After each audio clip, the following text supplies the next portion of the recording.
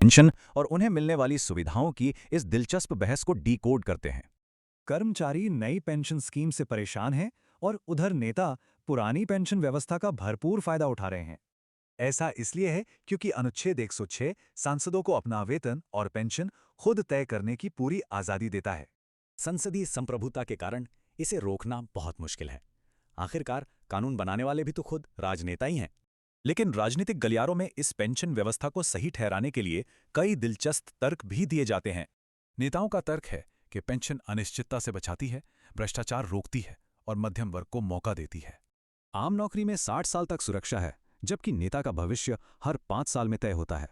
दूसरी ओर लोग इसके सख्त खिलाफ हैं। इसे सीधा दोहरा मापदंड और टैक्सपेयर्स के पैसों की बर्बादी माना जाता है। कर्मचारियों की पेंशन वेतन से कटती है, जबकि नेताओं की पेंशन सीधे सरकारी खजाने से पूरी की जाती है। कई राज्यों में तो नेता अपने अलग अलग कार्यकालों के लिए एक साथ दोहरी या तिहरी पेंशन भी लेते हैं।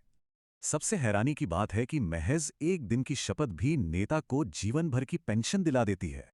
ये आम कर्मचारियों के बिल्कुल उलट हैं, जिन्हें पेंशन पाने के लिए 10 से 20 साल काम करना पड़ता है। बढ़ते जन दबाव के कारण अब राज्य स्तर पर कुछ बड़े और अहम सुधार भी देखने को मिल रहे हैं। उदाहरण के लिए पंजाब का नया नियम, जहां कार्यकाल चाहे जितने भी हों, लेकिन पेंशन सिर्फ एक ही मिलेगी।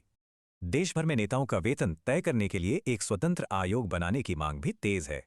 सीमित संसाधनों वाले विकासशील देश में यह जरूरी है कि नीति निर्माता समाज के सामने एक सही उदाहरण पेश करें। अंत में बस एक सवाल, आम कर्मचारी और जनप्रतिनिधि के रिटायरमेंट फायदों के बीच की ये खाई आखिर कब भरेगी?